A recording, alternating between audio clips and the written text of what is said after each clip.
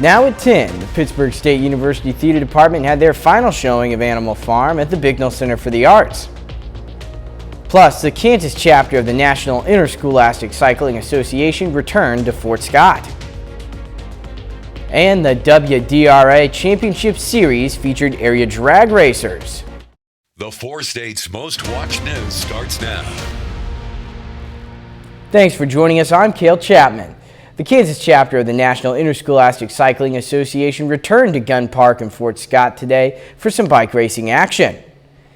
The Pedal Power Racing event gives young mountain bike riders in grades 6 through 12 the opportunity to race through several waves of friendly yet rigorous competition. Kansas NICA provides team racing, training, and adventure. Officials with the Kansas League of NICA says that this is the 3rd race of the season. NICA is the National Interscholastic Cycling Association, so the Kansas League was formed about 3 years ago. They're in their 3rd season. So this is their 3rd race of their 3rd season. Gun Park's an awesome park. Fort Scott's really blessed to have this park, and we're taking advantage of it. We've built about 8.5 miles of trail here that's utilized by people from all over. They stop here and they ride. They love our trails. Local volunteers from the Fort Scott community staffed the race. The theater students of Pitt State University presented Animal Farm by George Orwell to a packed audience. The play, which follows the story of a group of farm animals who overthrow their human owner and attempt to create a society of equality, was brought to life by the talented cast and crew. I hope people take away just a sense of themselves, of being able to reflect on what's happening around them, even when they aren't aware of it.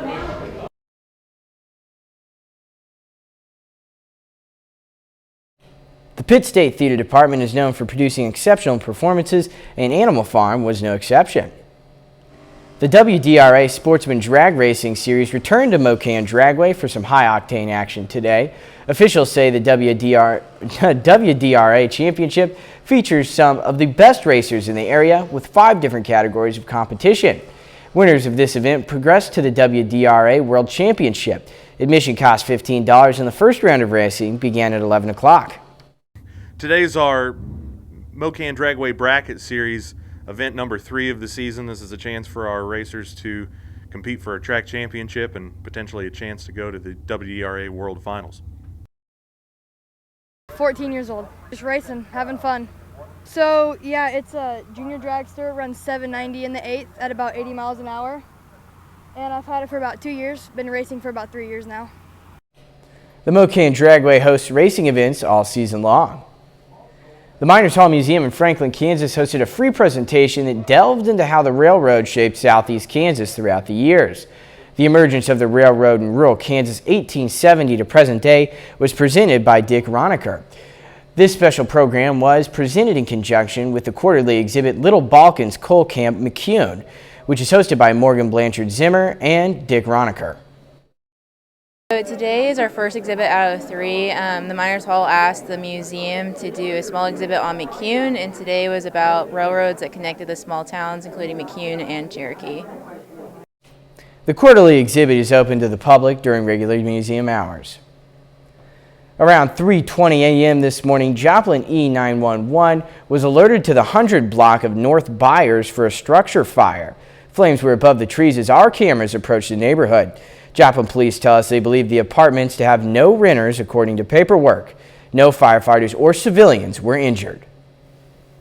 Meteorologist Sam Lane joins us now for a first look at the weather. And it was a beautiful day this afternoon after a very cold start, record lows across the area. Now our attention is turning towards a storm system that's moving on to the west coast. That will start making its way towards us, and that means rainfall is in the forecast. But over the last 36 hours, it's been the temperatures that's been the story. Generally chilly and all the way down into the 20s and 30s this morning. But because of the dry air, we made it up into the upper 50s to around 60 degrees this afternoon.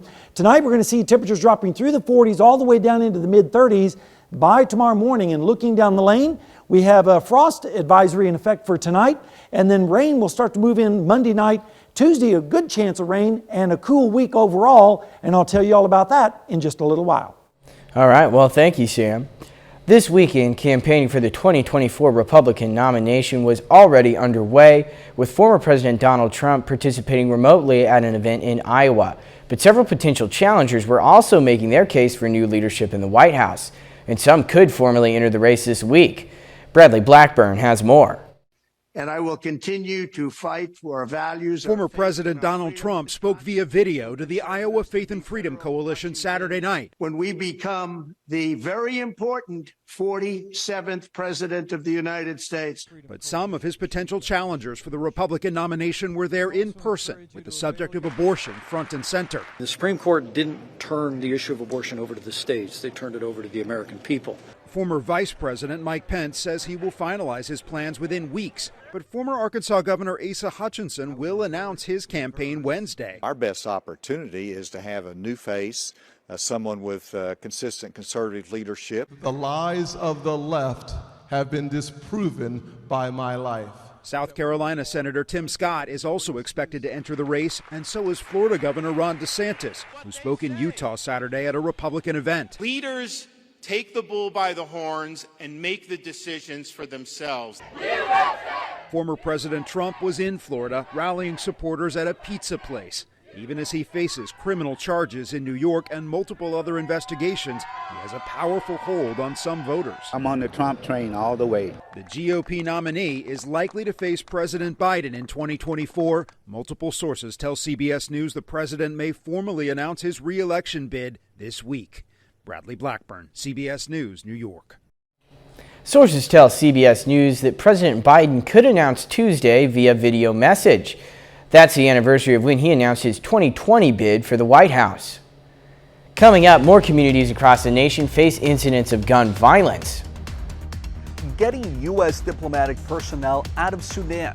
I'm Cristian Benavides with the military operation. About 100 American embassy workers were rescued by a U.S. military mission out of Sudan as the country teeters on the brink of civil war. CBS's Christian Benavides reports on the high-risk mission. As deadly clashes continue in Sudan, the White House announced that American diplomats and their families trapped in the North African country were rescued early Sunday by a U.S. military operation. U.S. forces flew 2 Chinook helicopters 800 miles from the small African country of Djibouti to a staging point in Ethiopia and then into Sudan's capital of Khartoum, airlifting about 100 people out of the U.S. Embassy. CBS News Pentagon correspondent David Martin. So the aircraft went in at night, low level, and they had 100 special operations commandos on board. The rescue operation comes as other countries, including France and the UK, are also getting their citizens out of what's become an escalating war zone. We continue to work directly and through our international partners to call for a ceasefire and an end to this violence. Civilian life has come to a standstill in the nation after intense fighting broke out between 2 rival Sudanese generals. This woman lost her son. I have burns on my body and couldn't stand up, she says. It hit the room and came through the window. The shelling has left over 400 dead so far, including 1 American citizen. Cristian Benavides, CBS News. More gun violence is rattling multiple communities across the U.S. this weekend. In Texas, at least 9 teens are recovering following a shooting at an after-prom party. In Washington, D.C., at least 8 people, including a 12-year-old, were injured in back-to-back shootings Friday night. The latest violence comes as 3 Tennessee lawmakers who've been in the headlines get set to meet with President Joe Biden to discuss the future of gun reform. In Washington, D.C., police are searching for suspects in back-to-back shootings Friday night that left 8 people wounded, including a 12-year-old girl. We're looking for a black sedan, possibly a Mercedes, who witnesses say drove through the block and indiscriminately fired upon the individuals here in the bomb. In Texas, authorities are investigating a shooting north of the town of Jasper that sent at least 9 teens to the hospital Sunday morning. It happened just after midnight at a home during an after-prom party. According to police, the victims range in age from 15 to 19 years old. The investigation there is ongoing. And on Monday, the so-called Tennessee Three, the lawmakers who drew national attention after protesting for stricter gun laws in the wake of Nashville's deadly school shooting last month, are set to meet with President Biden to talk about the gun crisis in America. I think that we need emergency response because we're facing a crisis situation, and that in states like ours, we need help from our national leaders. It is also to think about, beyond executive orders, what other authority exists within departments and agencies that the president is ultimately responsible for. According to a recent survey by the Kaiser Family Foundation, worry and fear about gun violence are widespread in the United States, adding more than 1 in 5 adults has had a family member killed by a gun, including suicide. A little later, the toughest road race in America gets canceled after thunderstorms are in the area. Well, as predicted, record lows this morning, and now we have some rain in the forecast. I'll tell you all about that when we come back.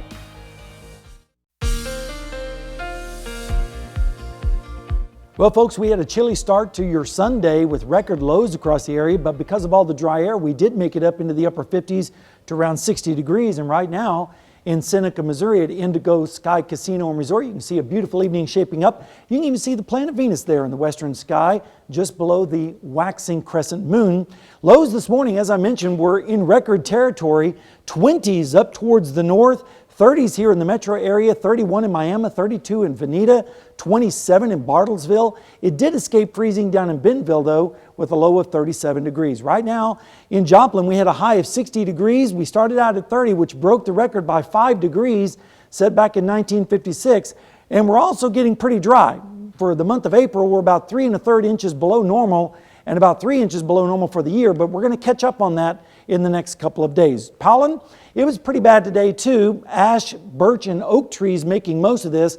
9 out of scale of 12. Tomorrow a little bit worse, but I think we're going to start to see some relief as we start to see the rain come down on Tuesday. No rain on radar right now. It's all clear. A few scattered sprinkles up towards the north, and that's about it. But we do have a frost advisory in effect for all of our area tonight. So if you have tender plants outside still, you might want to bring those in for this evening. All right, temperatures right now are dropping into the lower 40s in Iola, where it's already down to 43. Same thing in Stockton, as well as Monette and Carthage. 48 in Oswego. Same thing in Welch right now. And you can see right now in Joplin, we're sitting at 45 degrees. Feels like 42 because of an east wind at 6. Dew point is 25 degrees. 46% on the humidity, and there's the moon and Venus in the western sky. We've been dealing with this drought situation for quite some time, and it looks like we're going to start to see some relief in the drought conditions as we go over the next couple of days. Rain chances are going to be nil until we get to about tomorrow evening into early Tuesday morning, and rainfall amounts are going to be generous. If this model verifies, we're looking at several inches of rain possible in southeastern Kansas, which I know the farmers and ranchers in that area are going to be very happy about that. Lighter amounts as you go further to the north and to the east, with around 1/3 of an inch in Stockton. Temperatures tonight are going to drop into the 30s, and that's why we're under that frost advisory for tonight on south winds. And then tomorrow, partly cloudy skies with highs in the mid-60s, and then as we go through the day, rain will start to move in from west to east with temperatures in the 40s by Tuesday morning, and then the rain continues into Tuesday afternoon, and highs will barely make it into the 50s, so kind of a raw day with the rain and the cool air. And then as we go into Wednesday, a little bit of a break with temperatures in the mid-40s with easterly winds, but the rain comes back as we go into Wednesday. In fact, here's your forecast. 66 tomorrow with evening showers. Rain on Tuesday. Rain continues into Wednesday and then starts to slacken up a little bit on Thursday and Friday with more rain Friday evening into Saturday morning. But highs are going to be generally below normal this week with readings in the 50s and 60s and lows in the 40s. Finally, a little bit drying out on Sunday, Monday, and Tuesday of next week. Well, it sounds like that rain is going to come in fairly consistently. Yes, and it's a good soaking rain. That's exactly what they need. Not all of it coming down at once, but a good soaking rain, and that's what it looks like we're going to have. All right, well, thank you, Sam. Well, guess what? The famous Blue Ridge Marathon was canceled this weekend because of thunderstorms in the area. Some runners were able to finish, and some, unfortunately, did not. 3,000 runners from 36 states and 7 countries were all in Roanoke with one goal in mind: to complete the toughest road race in America. Mile 3 was the hardest by far. Just like seeing the top but not being at the top yet. and then downhill from there was great. Great job, keep it up. Even the little ones got in on the fun. That is, before the storms arrived. Feels good to be done. The goal was to beat the rain, and the rain's just coming in now, so snuck it right in. Happy to be done. Sean Leahy won first place in the half marathon, minutes before the race was canceled. Organizers announced the cancellation of the race almost 2 hours after it started. In a statement, they said emergency services were forced to cancel due to severe weather and athlete safety. I am glad I got my race in. I do feel bad for everybody else. I mean, it is I hope people finish. I hope it doesn't get too bad. It is an awesome accomplishment to finish a race, so hopefully it's not too rough for everybody else out there.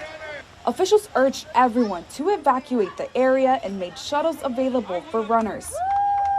People who chose to continue did so at their own risk. If anything, it might help them out, keep them cool a little bit, as long as they stay fueled and as long as it doesn't get too bad.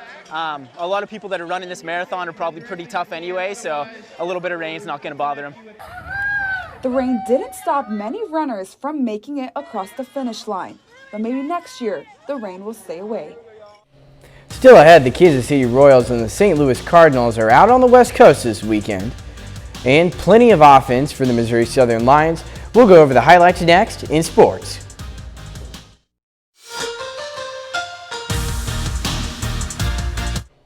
It was a series finale for both Missouri Southern and Pittsburgh State today. There's only 4 games left in the regular season for the Lions and the Gorillas. Each team's trying to make it count with only 1 more weekend left to play. We'll start things in Pittsburgh. Gorillas looking to win the series against Newman. Jets trying to win this one. The Gorillas, they want a chance to win the MIAA season. They got to win this one. So top of the second, 1-0, Jets. Hayden Vanderpool drives this into the gap. Right center, RBI single. Newman now leads 2-0. Later in the innings, 5-0 Newman. Jenner Steele gets all of that one. That ball is way out of here. Newman's up 7-0. Top of the 6th now. Gorillas trying to get back in it. So they'll roll me up a beautiful 6-4-3 double play to get out of the inning. Nothing much to see out of Pittsburgh State's offense today. Only 3 hits for the Gorillas. Newman shuts out Pitt State 11-0 in 7 innings. Over in Joplin, Missouri Southern's looking for the sweep against Northeastern State. This game had some drama to end the top of the 5th inning regarding a call made by the first base umpire. But after further discussions, we will play on. So bottom of the 5th, Lions down 6-4. Will Doherty flies this to right field. Ethan Clark tags up and he scores. It's 6-5 Lions. Later in the inning, tied up 6-6. Nate Miskowski crushes this deep to left field. And that ball stays in the park. 2 runs coming to score. Miskowski has himself a 2-run double and gives the Lions an 8-6 lead. Top of the 8th now, Northeastern State answers with a couple of home runs themselves, get the Riverhawks within a 9-8 lead. So bottom of the 9th, last chance for the Lions. Henry Kuziak lines out to the 3rd baseman, and that's ball game. Northeastern State defeats Missouri Southern 9-8. However, the Lions win the series.